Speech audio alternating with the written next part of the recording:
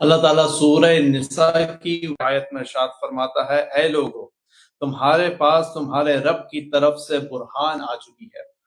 برہان یعنی کھلی نشانی، اور ہم نے تمہاری طرف واضح نور نازل کیا ہے۔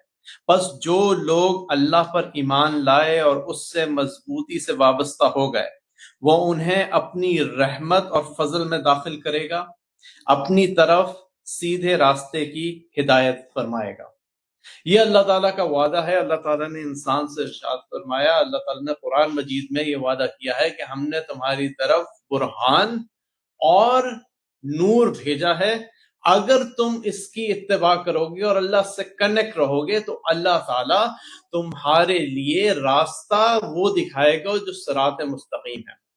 امام سے پوچھا گیا یہ برہان کیا ہے اور نور کیا ہے، تو امام نے بتایا کہ برہان ہے قرآن مجید، نور ہے رسول اللہ اور ان کے بعد اہل بیت علیہ السلام، اور صراط مستقیم امام علی علیہ السلام کا راستہ ہے۔ یعنی کہ اگر ہم نور کی پیروی کریں گے تو ہمیں صراط مستقیم کی طرف کا راستہ ملے گا۔ اگر ہم نور کی پیروی نہیں کریں گے تو ہم بہت سے راستوں پہ جا سکتے ہیں، صراط مستقیم پہ نہیں جا سکتے۔ اور جتنی نمازیں پڑھتے رہیں، جتنی بار کہتے رہیں کہ ہمیں سیدھا راستہ دکھا دکھا دکھا، لیکن سامنے ہو اور نہ دیکھ پائیں تو اس کے اندر کچھ کمزوری ہے ہمارے اندر، اور یہ ہم جاننا چاہیں گے آج کی مجلس میں کہ وہ کمزوری آتی کہاں سے ہے۔ چونکہ آج کی مجلس امام علی رضا علیہ السلام کی اس روایت سے مطابق ہے کہ جو 23 ذیقات کی ہے، اور اچھی بات یہ ہے کہ جو پہلی 40 دن کی مجالس ہوتی ہیں امام حسین علیہ السلام کی 20 سفر تک، اس میں 17 سفر کو امام رضا علیہ السلام کی شہادت کی مجلس ہوتی ہے، لیکن امام حسین کا غم اتنا بڑا غم ہوتا ہے کہ اس مجلس کو انہی 5 مجالس میں شامل کر لیا جاتا ہے، اور ہر کسی کا فوکس امام حسین کے اوپر ہوتا ہے، اور جو کہ ہونا بھی چاہیے کیونکہ امام رضا نے اپنی پوری زندگی اسی مقصد کے لیے وقف کر دی۔ جب محرم کا چاند نظر آتا تھا، امام وہ ہیں کہ جنہوں نے 10 دن کی مجالس کا پوری بنیاد رکھی۔ 10 دن مسلسل مجلس ہونا وہ 8ویں امام کے زمانے سے شروع ہوا، کیونکہ چوتھے امام تو مسلسل گریا کرتے رہے۔ اس کے بعد آپ نے سنا ہوگا کہ مدینہ میں محرم کے چاند نظر آنے کا کیسے پتہ چلتا تھا؟ جب چھٹے امام کے گھر سے رونے کی آوازیں بلند ہوتی تھی۔ تو اس طریقے سے گریا تو مستقل ہوتا تھا، لیکن 10 دن کی ڈیڈیکیٹڈ مجالس اور وہ ٹائم فکس کر کے محرم کے دن کو منانا، یہ امام علی رضا علیہ السلام کی نسبت سے ہے، اور وہ آج تک چلتا آ رہا ہے 1400 سال سے۔ تو اس لیے یہ جو ٹائم ہے اس کے اندر ہم امام کو اور امام جواد علیہ السلام، امام محمد تقی علیہ السلام کی زندگی کو تھوڑا سمجھ سکتے ہیں اور ان کے بارے میں بات کر سکتے ہیں، لیکن یہاں پہ تھوڑی سی میری مشکل یہ ہے کہ کچھ چیزیں میں ایکسپلین بھی کرنا چاہتا ہوں، بچوں کے لیے بھی بڑوں کے لیے بھی، جو ہمارے ذہنوں میں ہیں اور ہم سوال پوچھتے ہیں۔ فار ایگزامپل ایک سوال ہے، اور یہ سوال بہت ایک روایت سے ریلیٹڈ ہے۔ روایت یہ ہے کہ رسول اللہ صلی اللہ علیہ وآلہ وسلم نے فرمایا، اللہم صلی علی محمد وآل محمد، رسول اللہ نے فرمایا، اے علی، جو مجھ سے محبت کرتا ہے اور جو تم سے محبت کرتا ہے اور تمہارے بعد تمام اماموں سے محبت کرتا ہے۔ بچوں یہ بات سنو ذرا، جو مجھ سے محبت کرتا ہے، رسول اللہ کہہ رہے ہیں، یعنی کہ رسول اللہ سے محبت، جو امام علی سے محبت کرتا ہے، اور اس کے بعد جتنے بھی امام ہیں ان سب سے محبت کرتا ہے، اسے اللہ کا شکر ادا کرنا چاہیے کہ اس کی پیدائش میں کچھ کمی نہیں تھی۔ اس کی پیدائش اور اس کو جو پیدائش سے لے کے جو بڑا ہوا ہے اس کے اندر کوئی پرابلم نہیں ہے، کوئی کھوٹ نہیں ہے۔ اب یہ سوال یہاں پیدا ہوتا ہے، ہم نے کہہ دیا، یہ جب بات اب کسی غیر شیعہ کے سامنے کرتے ہیں تو وہ سوال اٹھاتا ہے، یہ دیکھو شیعہ ہمیں کہہ رہے ہیں کہ یہ تو سارے کے سارے بغیر اس کے ہیں، ان کی لینیج کے اوپر کوشچن اٹھا رہے ہیں، اور وہ آ کے جو ہے بڑے آگ بگولا ہو جاتے ہیں۔ روایت اہل بیت علیہ السلام سے ہے، اور اہل بیت علیہ السلام کی روایت جھوٹ نہیں ہو سکتی۔ اس بات کا ہمیں یقین ہونا چاہیے، کبھی کوشچن نہیں کرنا چاہیے۔ ہاں یہ ہو سکتا ہے کہ کیا یہ روایت ہے یا نہیں ہے، لیکن اگر اس روایت کو آگے لیا جائے، اور اس سے میں شروع کروں گا کیونکہ جو 8ویں امام ہیں اور 9ویں امام، ان کی زندگی ایسی گزری ہے کہ انہوں نے بہت سی جو پیچیدگیاں تھی ریلیجن کی اور بہت سی جو کنفیوژنز تھی ریلیجن کی، ان کو انٹینگل کیا۔ 8ویں امام جب مامون کے دربار میں تھے تو انہوں نے بہت سی ڈیبیٹس کی۔ ڈیبیٹس میں جیوز سے بھی ڈیبیٹ تھی، کرسچن سے بھی ڈیبیٹ تھی، ایتھیسٹ سے بھی ڈیبیٹ تھی، مسلمانوں سے ڈیبیٹ تھی جو کہ ایسے عقائد کے قائل تھے جو کہ حقیقت سے تعلق نہیں رکھتے۔ فار ایگزامپل ایک شخص سے ڈیبیٹ ہے جو میں آگے جا کے بات کروں گا کہ اس نے کہا، وہ کہتا ہے، اور آج کل کے مسلمان بھی اس طرح کہتے ہیں کہ اللہ تعالیٰ نے پہلے سے لکھ دیا ہے جو وہی ہو کے رہے گا، کچھ تبدیلی نہیں ہو سکتی۔ جب تبدیلی نہیں ہو سکتی تو ہمیں محنت کرنے کی کیا ضرورت ہے؟ تو اس طرح کی باتیں اس زمانے میں بھی ہوتی تھی، تو امام نے ان لوگوں سے بھی ڈیبیٹ کی۔ تو امام علیہ السلام جتنے عرصے مامون کے پاس مرو میں رہے، زیادہ تر ٹائم ایجوکیشنل مٹیریل اور ان ڈیبیٹس میں گزرا، اور ڈیبیٹس بہت ہی زیادہ شائستہ انداز سے ڈیبیٹ ہوتی تھی۔ لیکن ایک بات یاد رکھیں کہ امام علیہ السلام زیادہ دن مرو میں نہیں رہتے، ہارڈلی 2 سال۔ 2 سال میں یہ ساری ڈیبیٹس ہوئی، یہ سارے واقعات 2 سال میں ہیں جو ڈاکیومنٹ کیے گئے، کیونکہ اس سے پہلے ڈاکیومنٹیشن نہیں تھی، اماموں کو بالکل خاموشی سے رکھا جاتا تھا۔ 7ویں امام کو اتنا عرصہ قید رکھا گیا، 5ویں اور 6ٹے امام علیہ السلام اپنی یونیورسٹی میں نالج پہنچاتے تھے، لیکن ان کی اس طرح سے ڈاکیومنٹیشن نہیں ہوتی تھی۔ مامون کے دربار میں ہر چیز کی ڈاکیومنٹیشن تھی، امام نے کیا کہا، کیا جواب آیا، کس طریقے سے امام چلے، کس طرح امام نے اپنے آپ کو پریزنٹ کیا، کیونکہ ظاہری بات ہے ولی عہد تھے۔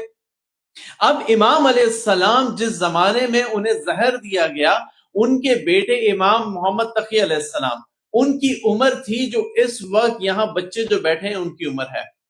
حسن کی عمر ہوگی یا محمد علی کی عمر ہوگی یا وجدان کی عمر ہوگی، 8 سال 7 سال یا 8 سال کی عمر میں امام محمد تقی علیہ السلام امام بنے تھے۔ یہ بچے یہاں پہ بیٹھ کے، شکر ہے بیٹھے ہوئے ہیں، لیکن یہ بچے بیٹھنا ان کا مشکل ہوتا ہے۔ 9ویں امام کو اس عمر میں پوری امامت کی ذمہ داری ملی۔ امام علیہ السلام نے وہ ذمہ داری 17 سال تک نبھائی۔ امام علیہ السلام کی شہادت ہوئی 25 سال کی عمر میں، یعنی کہ امام محمد تقی علیہ السلام 25 سال کی عمر میں، جو کہ کچھ دنوں میں دائم کی عمر ہوگی، اس عمر تک تو آدمی صرف پڑھائی ختم کرتا ہے اور سوچ رہا ہوتا ہے کہ جاب کہاں ملے گی اور شادی کہاں ہونی ہے، اس سے زیادہ کسی کی فوکس اور نہیں ہوتا۔ امام نے 17 سال پوری امامت کر کے اپنی ایک جنریشن کو اگلے پیغام تک پہنچا کے امام علی نقی علیہ السلام کو تیار کر کے شہادت حاصل کی۔ تو یہ ایک عجیب بات ہے اگر ہم سوچیں ذرا کہ یہ اہل بیت علیہ السلام، یہ گھرانہ عجیب گھرانہ ہے۔ ذرا دوبارہ میں آپ کو ذرا پرسپیکٹو دوں، اور سب کے لیے پرسپیکٹو ہے۔ آپ سب نے، بچوں نے حضرت نوح علیہ السلام کا پورا واقعہ سنا ہے۔ حضرت نوح علیہ السلام تقریباً 2000 سال سے زیادہ عمر تھی، 950 سال حضرت نوح علیہ السلام پریچ کرتے رہے، بتاتے رہے کہ ہاں یہ اللہ ہے، اللہ کی بات مانو، برائیوں سے بچو۔ 950 سال میں کتنے لوگ حضرت نوح کے اوپر ایمان لے کے آئے؟ حضرت نوح کے اوپر اتنے لوگ تھے کہ ان کی اپنا بیٹا بھی نہیں تھا، ایک کشتی کے اندر لوگ آ گئے جتنے بھی تھے، اور اللہ تعالیٰ نے اس کے بعد کشتی بنانے کا مقصد یہ تھا، اور یہ ایک بہت امپورٹنٹ بات ہے کہ ہم لوگ یہ جانیں کہ کشتی بنی کیوں تھی۔ کشتی اس لیے بنی تھی کہ جب اللہ تعالیٰ دنیا میں انصاف قائم کرے گا، برائی کو ختم کرے گا، اس کے بعد صرف اور صرف وہ لوگ دنیا میں رہیں جو کہ پاک صاف ہیں، وہ لوگ نہ رہیں جو برے ہیں، جو کہ ہر طرح کی برائی میں ملوث ہیں، ہر طرح کی ہدایت کے باوجود وہ ہدایت نہیں لے سکے، ان کے دل کالے ہو چکے ہیں، وہ نہیں آئیں گے۔ اللہ تعالیٰ نے فیصلہ کر لیا کہ اب حضرت نوح کے بعد جب کشتی کا وقت آئے گا اور وہ سیلاب آئے گا تو صرف وہی بچے گا جو سفینہ نوح کے اوپر ہے، باقی سب کو ختم کر دیا جائے گا۔ یہی وقت ہوگا، اسی لیے رسول اللہ نے کہا کہ میری اہل بیت کی مثال سفینہ نوح کی طرح ہے کہ سفینہ نوح کے اوپر جو آئے گا وہی بچے گا، میرے اہل بیت کے ساتھ جو ہوگا وہی بچے گا اور کوئی نہیں بچے گا۔ اگر وہ زندگی میں پہلے مر گیا تو اس کی نجات ہے، اگر وہ نہیں پہنچا اس سفینے تک تو اس کی موت جہالت کی موت ہے۔ اگر امام کے آگے تو امام کے روایتوں کے مطابق 8 مہینے، اور وہ مہینے اللہ تعالیٰ لمبا کر دے گا، ٹائم ایسا لگے گا کہ ایک دن 10 دن کے برابر ہے۔ 8 مہینے امام مسلسل تلوار چلائیں گے، یہاں تک کہ لوگ کہنے شروع کر دیں گے کہ یہ فاطمہ زہرا کا بیٹا نہیں ہو سکتا، اتنی زیادہ تلوار چلے گی۔ کیوں چلے گی؟ کیونکہ دنیا کو پاک کر دیا جائے، تاکہ جب دنیا اپنے پھل اگائے، جب وہ درخت اپنے پھل دیں، جب آسمان سے وہ بارش برسے، جو زمین اپنے خزانے نکالے، تو صرف اور صرف سچے اپنے دل جن کے صاف ہوں گے انہی تک وہ خزانے ملیں، جو لوگ ناپاک ہیں، جن کے دل خراب ہیں، ان تک وہ نہ پہنچ پائیں۔ تو اب جب ہم یہاں پہ پہنچے تو حضرت نوح نے 950 سال محنت کی، 950 سال میں چند ایک لوگوں کو اپنی طرف متوجہ کیا۔ رسول اللہ نے 23 سال محنت کی، 23 سال میں نہ صرف ایک سوسائٹی بنائی، ایک کمیونٹی بنائی، بلکہ عدل کا نظام قائم کیا، ایک سسٹم دیا جو کہ آج تک چل رہا ہے۔ 2 بلین لوگ مسلمان کہلاتے ہیں۔ یہ اہل بیت علیہ السلام کا کمال ہے کہ 23 سال میں رسول اللہ نے جو سسٹم دیا اس کو ہائی جیک ہونے کے باوجود 12 اماموں نے اس طرح پروٹیکٹ کیا کہ آج تک وہ سفینہ موجود ہے۔ اپنی تمام پریشانیوں کے باوجود، جو برائیاں، جو پریشانیاں اہل بیت کے اوپر آئیں، اس کے باوجود اس طرح کا سسٹم دیا کہ وہ سفینہ آج تک موجود ہے۔ اور اس سفینے کے اندر جو نہیں پہنچے گا اس کا مسئلہ یہ ہے کہ وہ اپنی لینیج کو دیکھے۔ کوشچن یہاں پہ رک جاتا ہے۔ ایک بار سوال پڑھی محمد وآل محمد۔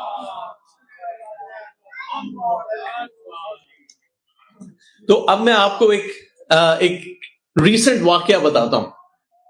ایک یوٹیوب کے اوپر ایک ویڈیو آئی، 2-3 منٹ کی ویڈیو تھی۔ ایک صاحب نے کافی کی ایک روایت اٹھائی، اردو میں وہ تھی، روایت عربی میں تھی، پھر اردو میں ٹرانسلیشن تھا۔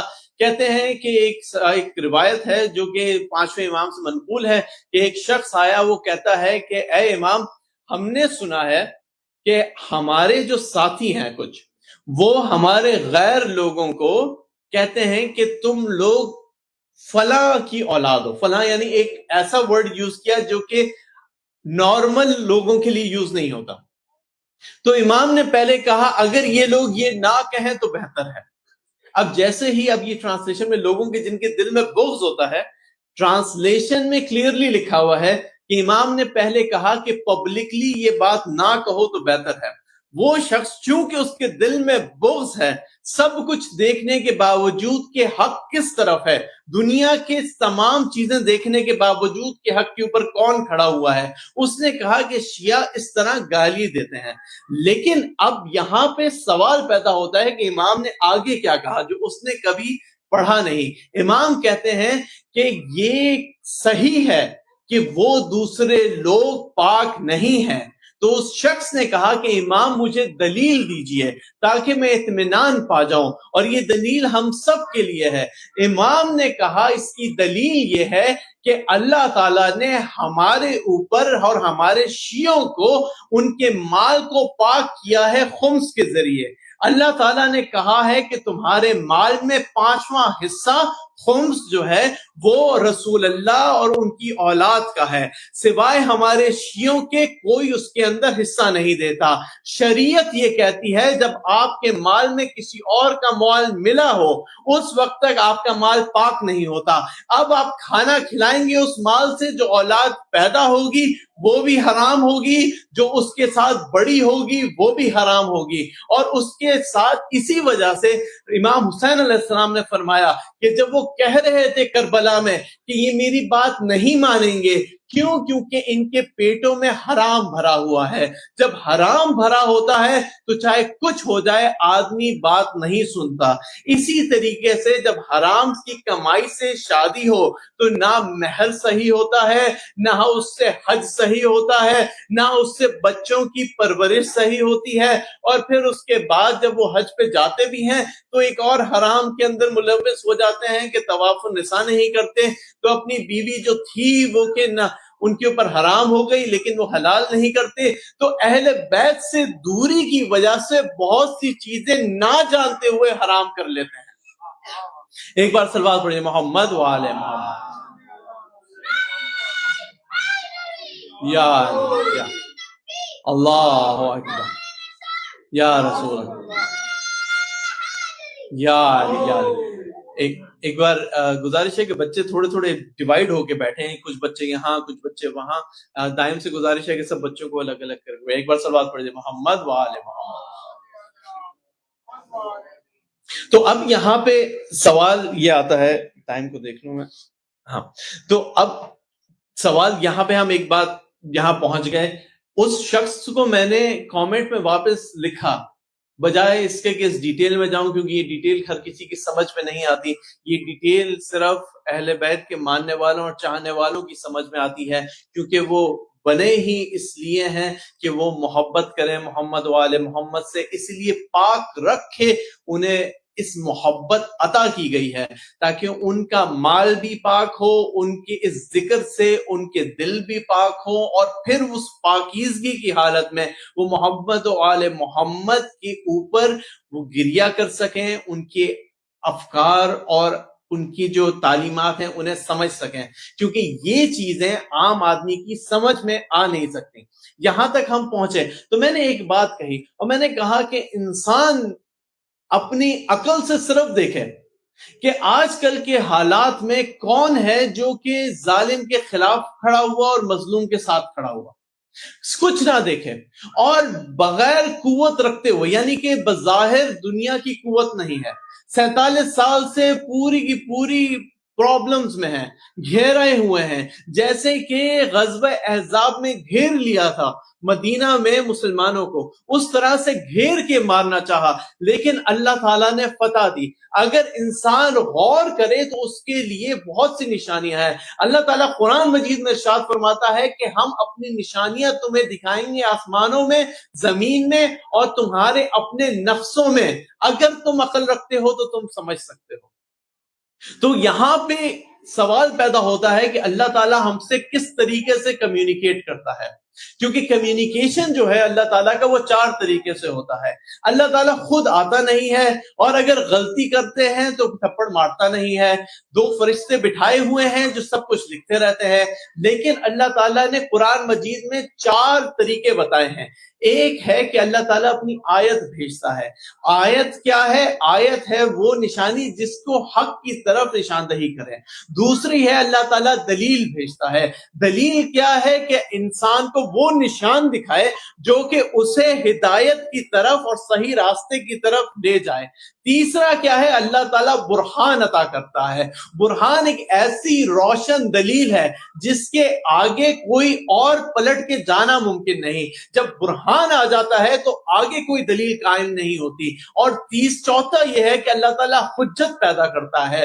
حجت یہ ہے کہ جب حجت سامنے آ جائے، جب وہ پروف سامنے آ جائے، تو اس کے بعد کوئی اور چیز اس کے آگے اگینسٹ کھڑی نہیں ہو سکتی۔ حجت کے طور کے اوپر فار ایگزامپل حضرت ابراہیم کی مثال قرآن مجید میں اللہ تعالیٰ ارشاد فرماتا ہے۔ قرآن مجید میں اللہ تعالیٰ ارشاد یہ فرماتا ہے کہ حضرت ابراہیم نے ستارے کو دیکھا۔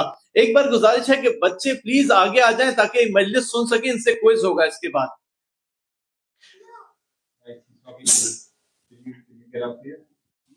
सलवात पढ़िए मोहम्मद वाले मोहम्मद पे अल्लाहुम्मा सल्ली अला मोहम्मद वाले अल्लाहु अकबर या रसूल अल्लाह या अली अल्लाहुम्मा सल्ली अला मोहम्मद व आले मोहम्मद।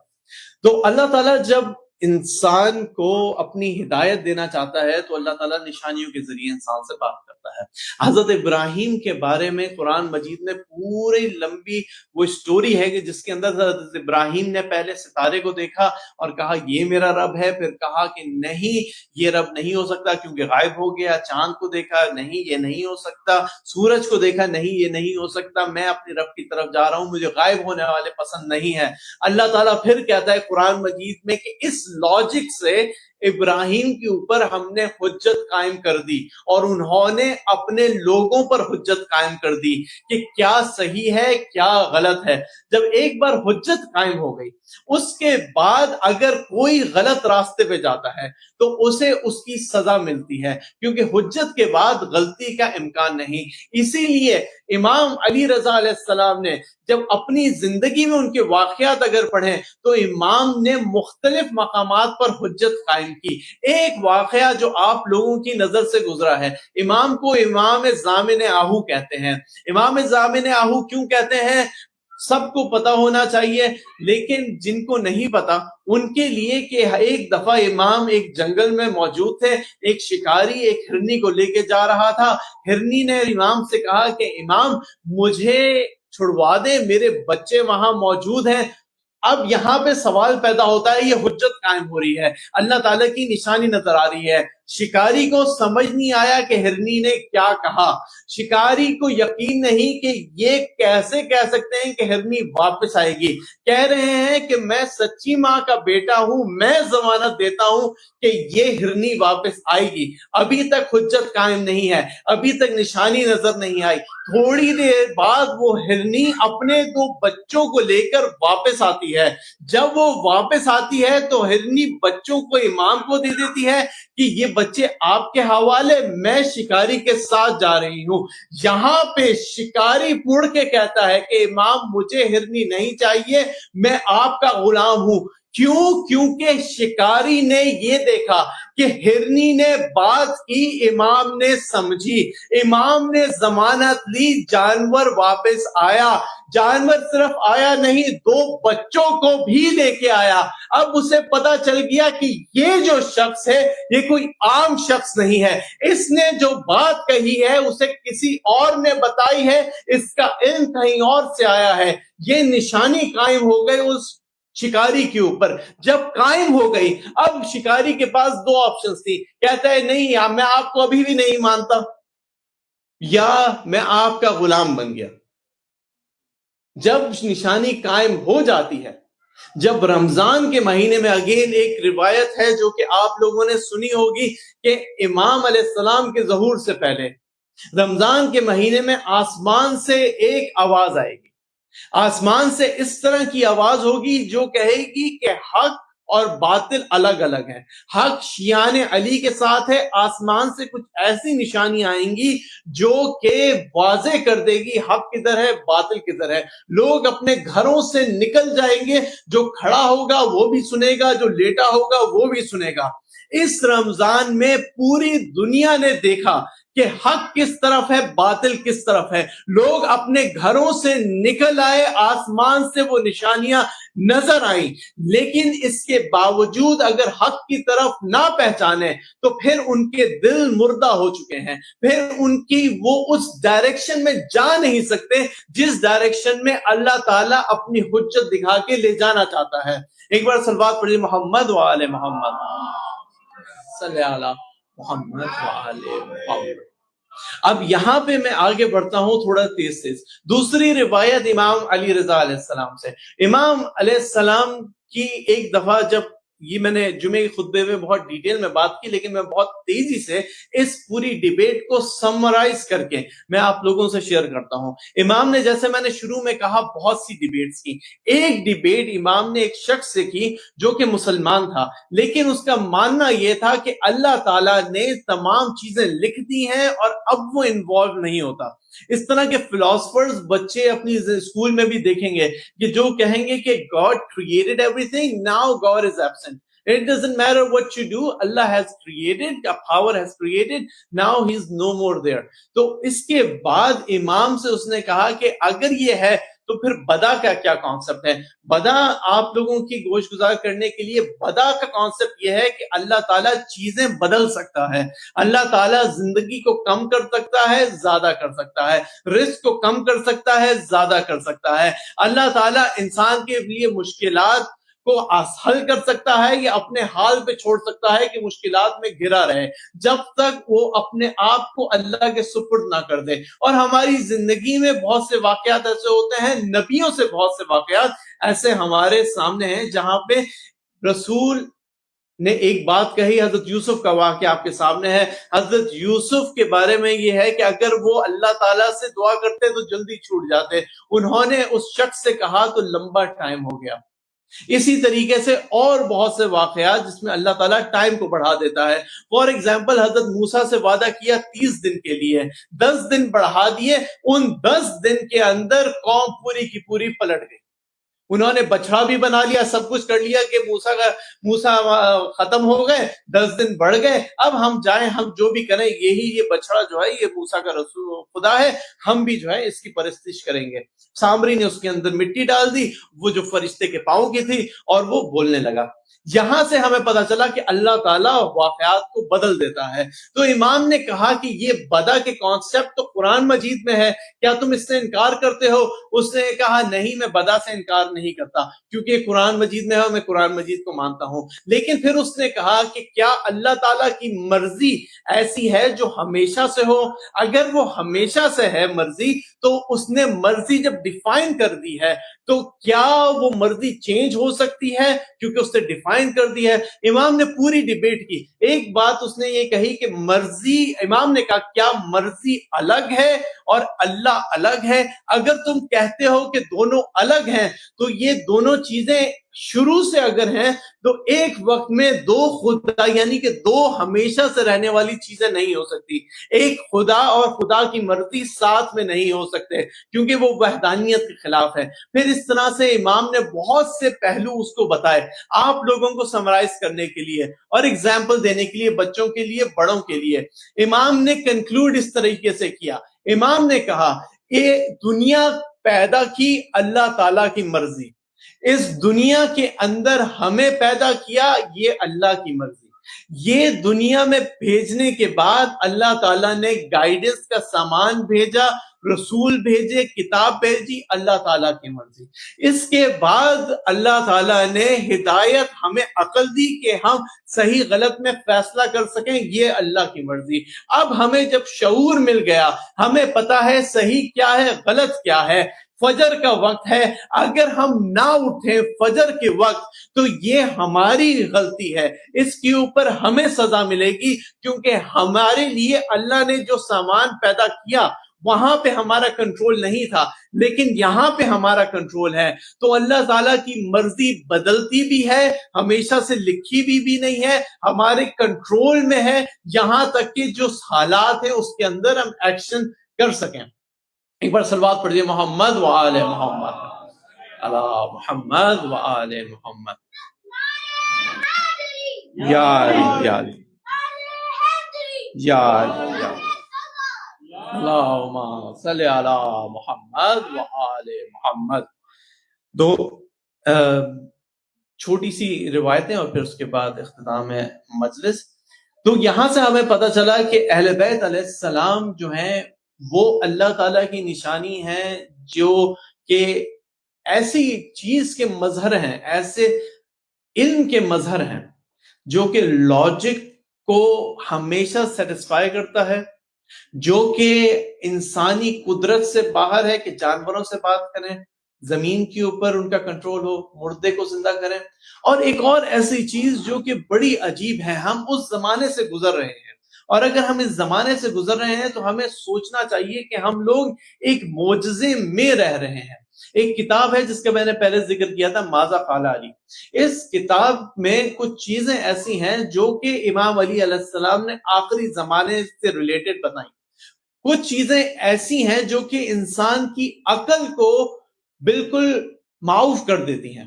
اگر سوچا جائے کہ ہم 50 سال پہلے یا 100 سال پہلے زندہ ہوتے تو ہمیں لگتا ہے یہ چیزیں ممکن نہیں تھی، لیکن اب جو ہے یہ چیزیں ممکنات میں سے صرف نہیں، یہ ہو رہی ہیں.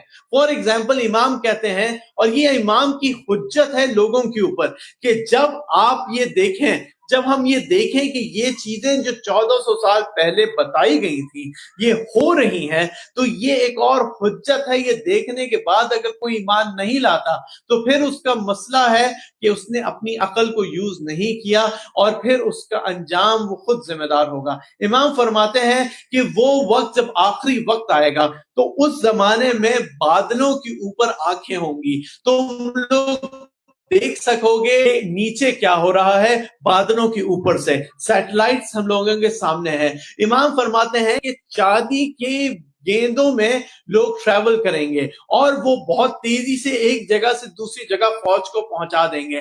اگر آپ C-130 دیکھیں اور اس طرح کے بڑے بڑے جہاز دیکھیں تو آپ کو نظر آتا ہے کہ کس طرح چاندی کی ایک بڑی بڑی بالز میں، گیندوں میں لوگ ٹریول کر رہے ہیں. یہاں تک امام نے کہا کہ ایک جگہ آئے گی جس کا نام امریک ہوگا، اور وہاں پہ دنیا کی تمام لذتیں موجود ہوں گی، لیکن وہ لوگ اپنے آپ کو اللہ تعالیٰ سے دور کر دیں گے.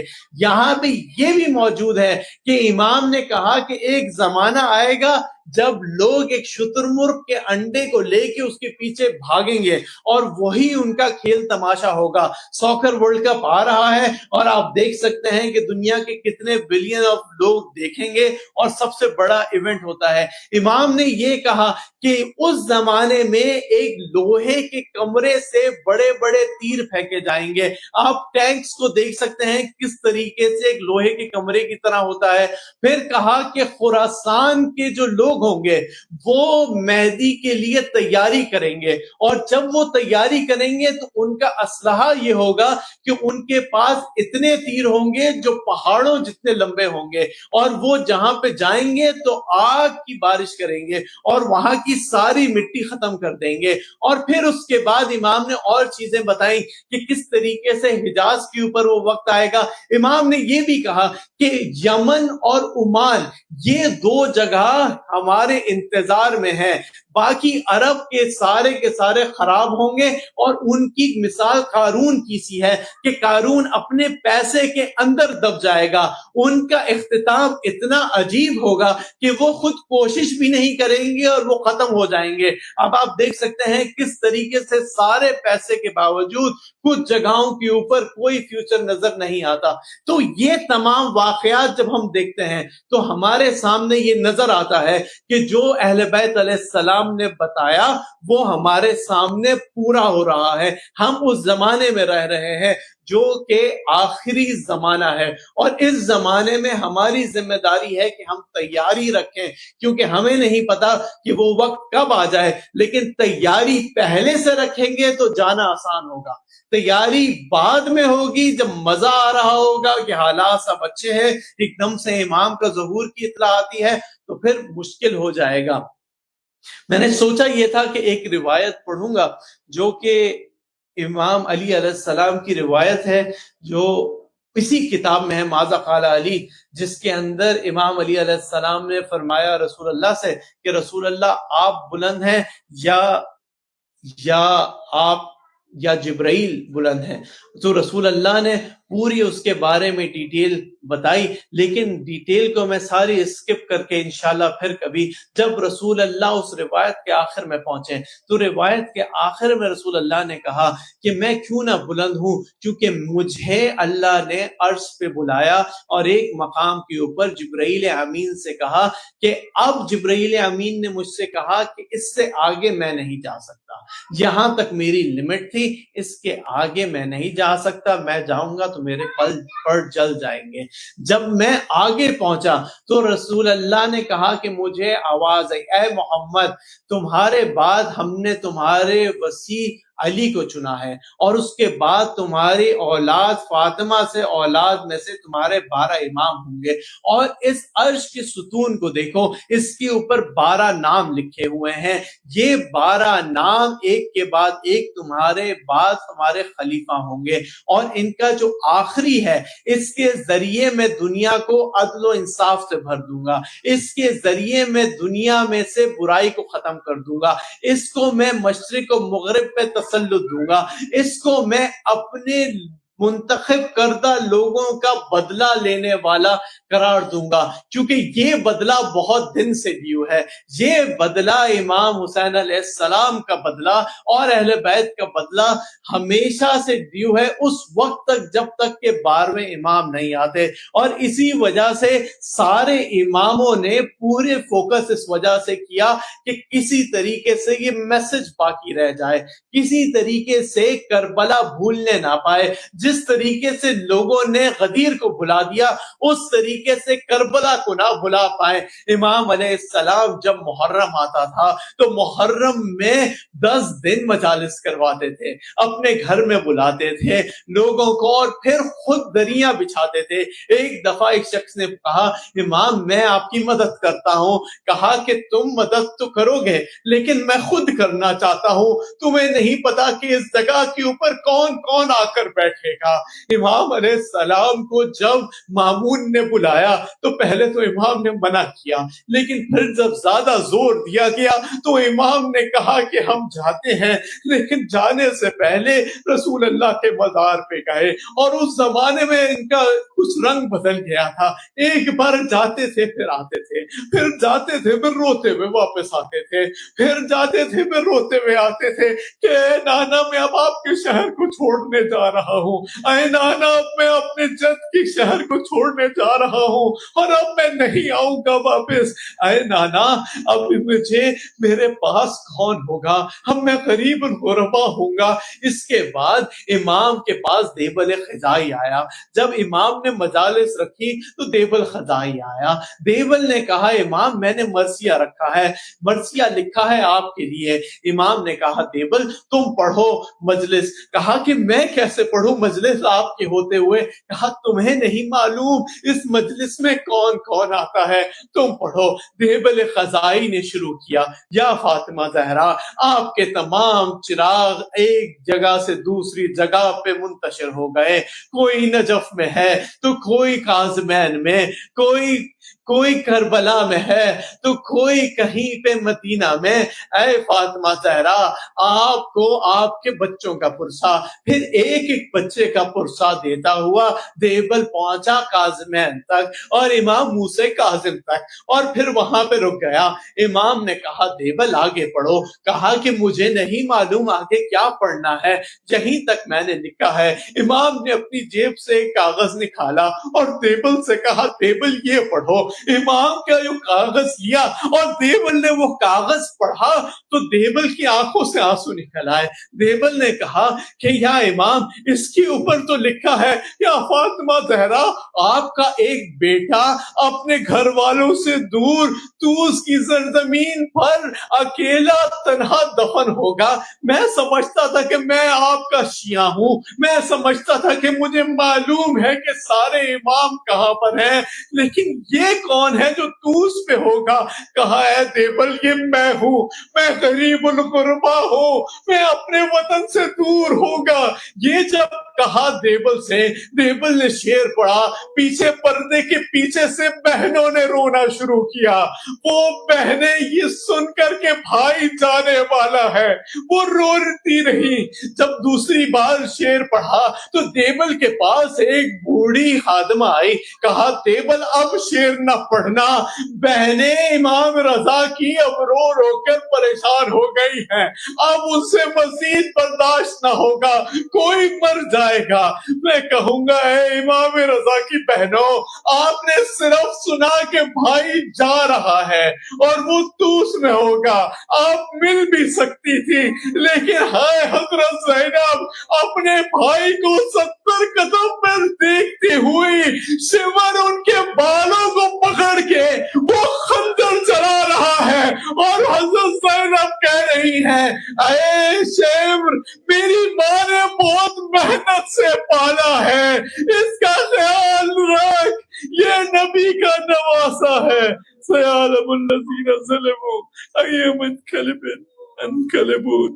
یا اللہ بحق محمد وعلی وفاطمہ والحسن والحسین رب اغفر لي ولوالدي ولمن دخل بيتي مؤمنا وللمؤمنين والمؤمنات ولا تزد الظالمين إلا تبارا ولا تزد الظالمین الا تبارا. اے اللہ اپنے حجت کے ظہور میں تعجیل فرما. اے اللہ یا لسارت الحسین کا علم بلند فرما. اے اللہ ہمیں امام کے اعوان و انصار میں شمار فرما, اور اس دجالی اور سفیانی سسٹم کو نیست نابود فرما.